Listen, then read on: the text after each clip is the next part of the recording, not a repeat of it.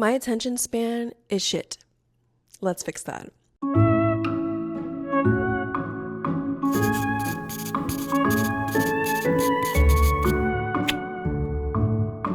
Hi everyone, my name is Carolyn, but if you stick around long enough, you can just call me Caro. This is actually my second time filming this video. The first time I was extremely aware of how many ums and you knows I was using as filler words, so I'm going to challenge myself this go around to be a little bit more aware and speak a little bit more slower because I do have a tendency to speak super fast and I end up slurring my words, which is not very great as a content creator. This is my first YouTube video. I've always wanted to do this ever since the primetime beauty influencers of 2009, Bethany Moda, Ingrid Nielsen, Zoella, but I've always just given myself excuses. No one wants to hear what I have to say. My life is too boring.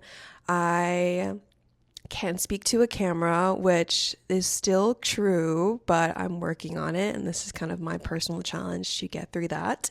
So welcome. Thank you for clicking on my first video. I felt inspired to do this video because if you're anything like me, your feed has probably been inundated with these videos around how I stopped my doom scrolling, I hate my phone so I got rid of it, or this dumb phone will change your life, things you can do other than doom scrolling. And I felt inspired to also attempt to change all of the bad habits that I've acquired from just mindlessly scrolling on social media. When I was employed, currently unemployed, I would always find ways to take a break from looking at my medium screen, as they call it, or my laptop desktop, looking then at my little screen, my phone, and then taking a break and watching TV on my big screen.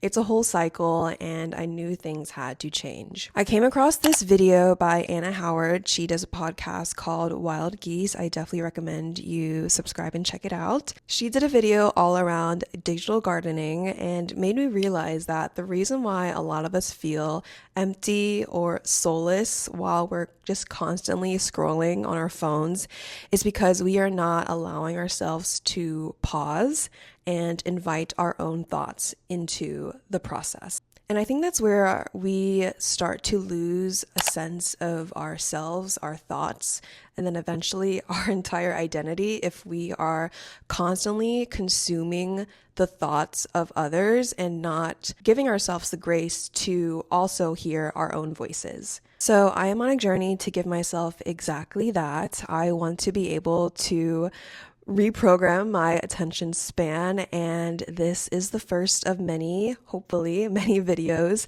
to come. Welcome to episode 1 of Fixing Our Attention Spans. So this video is going to be all about how I am transforming my process to become a deeper reader. I loved reading growing up. It was my favorite pastime. My mom would always have this tradition where she would take me and my brother to the local library every Friday after school. It was my favorite thing to look forward to every week. I just looked forward to having a pile of books in my hands, leaving, and being able to immerse myself in as many worlds, universes, and stories as I could. My elementary school would also have a reading challenge where they would celebrate the reader who read the most books in each class every year. And being the overachiever that I am, I knew I had to be number 1, which I was, except for one year. We don't talk about that. So I would find myself staying up super late trying to read as many pages as I possibly could. I found that it was the last thing that I did every night, and also the first thing I did once I woke up was to reach for a book. And then along the way, I somehow just lost my desire to read for pleasure. I just got caught up in all of the excuses that I gave myself. Too busy, I don't have time to read, which is anything far from the truth. If you really want to do something, you will give yourself time to do it, which I've learned and I'm trying to reconcile with myself. It wasn't until a couple years ago when a couple of my friends convinced me to buy a Kindle. I was definitely an anti-Kindle girly for a long time. I just loved having a physical book. I loved the physicality of holding a book in my hands. However, I am a reader who likes to read in bed, and so I would always be in really weird positions where holding the book became such a hassle, especially those hardcover books. And I just found the Kindle to solve a lot of those problems, being able to just be in any position. And somehow I found that I could just read faster on a Kindle. I don't know if that was placebo in a way, but when I first got my Kindle, I think it was like September 2023. And from September to December of that year, I read 25 books. I was flying through it. But even though I got into the flow of reading again, I would look back at my Goodreads review and could not recall a single plot point or why I rated one book 3 stars versus another book 5 stars. And again, going back to the whole overconsumption mentality where you feel like you're consuming so much content, yet you can't recall a single thing that you watched or you read. It was frustrating for me. I didn't want to feel like I was wasting my time consuming content that I couldn't remember. So I wanted to find a way to fix that. I felt inspired by a video that I watched by one of my favorite YouTubers of all time, Mina Lay. She recently did a vlog where she talked about her process for becoming a deeper reader as well. And essentially, it's really just annotating and taking notes, which isn't groundbreaking and it seems so simple, but it has truly already transformed the way that I am processing content, especially when it comes to reading. So I've been focusing on 3 major annotation categories: quotes that I find interesting or relatable, quotes that are surprising, funny, or just reveal something new about a character, and lastly, references or words that are unfamiliar to me. I am a slut for color coding, so I've assigned each of those categories its own colors, blue, green, and pink, respectively, and I just either underline or use sticky tabs corresponding to those colors. I then transcribe those notes into a separate notebook where I'm able to reflect or analyze quotes as needed.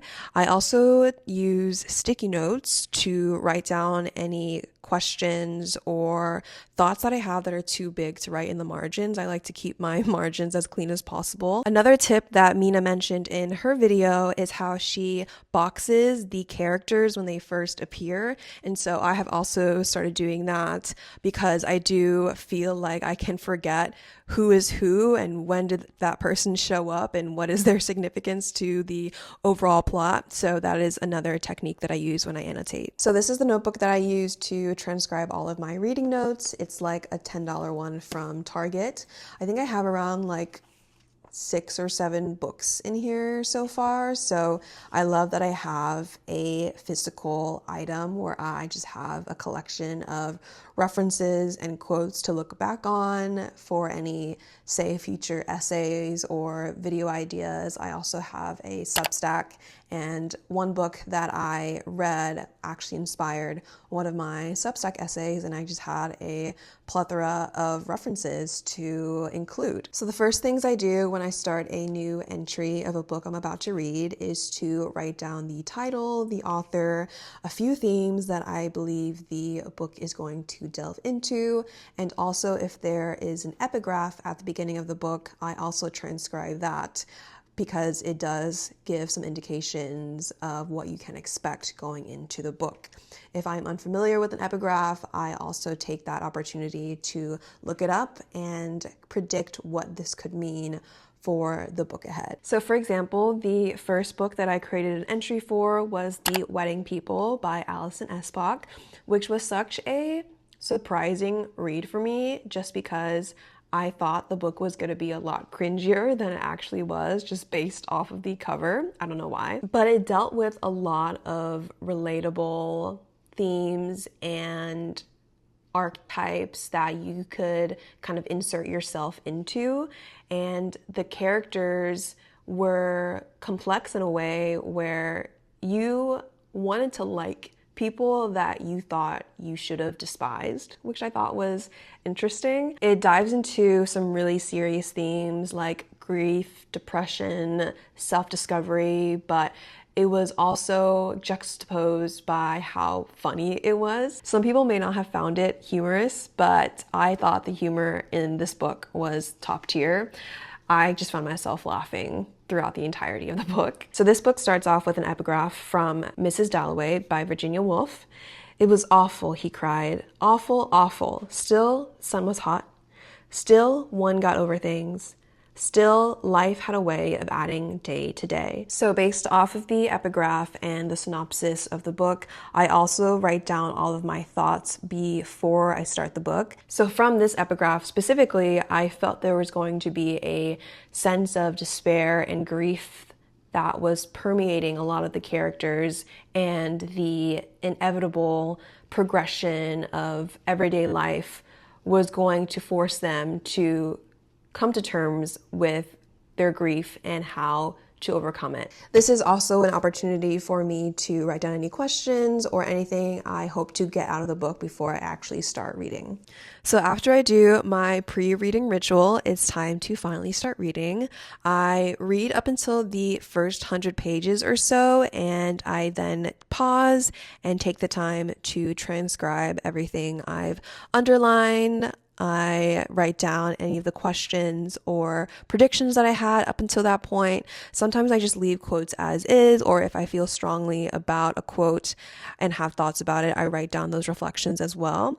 I also do 100-page check-ins, and so I just write down everything that I'm feeling about the book at that point, what I think about the characters, and where I hope the plot ends up going. So I repeat that process every 100 pages or so, and have found it to be extremely helpful in how I can recall details earlier on in the book. I can connect the dots better and can then write reviews with more intention and thoughtfulness than when I previously just wrote off of vibes and feelings that I had at the end of it, which wasn't as helpful intellectually for myself. Finally, once I'm done transcribing everything and doing my 100-page check-ins, I'm then able to write down my thoughts after the book and compare it to the thoughts I had before the book. And since I had all of the notes that I've written down, it's a lot easier to recall how my predictions, thoughts, and feelings had progressed throughout reading the book. So that has been my process in how I am training myself to become a deeper reader again and really just increase my attention span so I can fully concentrate and understand what I am reading, especially as a writer who I believe is still trying to find my own voice and style. I can better pinpoint stylistic choices or techniques that I gravitate toward from certain authors that I enjoy. I look forward to starting a new book because I can start a new entry and just increase my collection of references and analysis to look back on. I'm about to start reading The God of the Woods by Liz Moore. I think this is another thriller. It's also funny because I just talked about how I became a Kindle girly because I found it difficult to hold a physical book up in bed. However, since I have started this annotation note-taking process, I have appreciated the physical books a lot more because I can underline in them if I do desire. But this is a process that you can replicate on a e-reader or Kindle as well, as I have done so in the past for a few books myself, where I just use the highlighter feature and can use punctuation as codes in the notes to correspond to the annotation categories that I mentioned previously, as I am unable to color code on my specific Kindle model. I think they have Kindle colors now. I'm not sure if you can highlight with different colors, but if you can, that would be pretty dope. But I am pretty satisfied with my current setup, so I don't think I'll be upgrading anytime soon. But that's all for now. Let me know if you have your own annotation note-taking process that you follow, or if you have any book recommendations that I should read next. I've currently been gravitating towards more mystery, thrillers, surrealist fiction, where I feel very immersed in a world. I recently took a quiz on the type of reader that I am, so I'll include that description somewhere timer on the screen if that helps with your recommendations. I also hope to do more of these attention span fixing videos. Maybe the next one I'll transform my iPhone into a dumb phone and see where that journey takes me. But if you have any other recommendations for me on how I can fix my attention span, let me know in the comments. I would love to try them out. I'm not exactly sure where this channel will take me. I have a lot of different interests and ideas that I want to do, reading being one of them, but I'm also a writer. I am into beauty. I love collecting blind boxes as much as my wallet can allow, which has been a lot recently just because I've been unemployed and have been kind of crashing out in the past couple months, but maybe I'll do a series around navigating that as well for anyone who's going through similar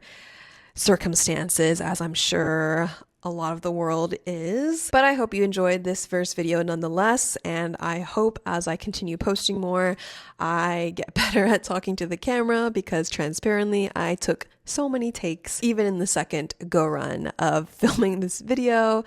I am trying to hold myself accountable and also maybe help improve my public speaking skills. So those of you on this journey with me, even if it's just myself watching myself, I hope to look back on my progress and see how far I've come. But maybe this is just a life as a content creator. Maybe I'll never get better at filming things in one take, but never say never. Thank you so much for watching, and I'll see you in the next one.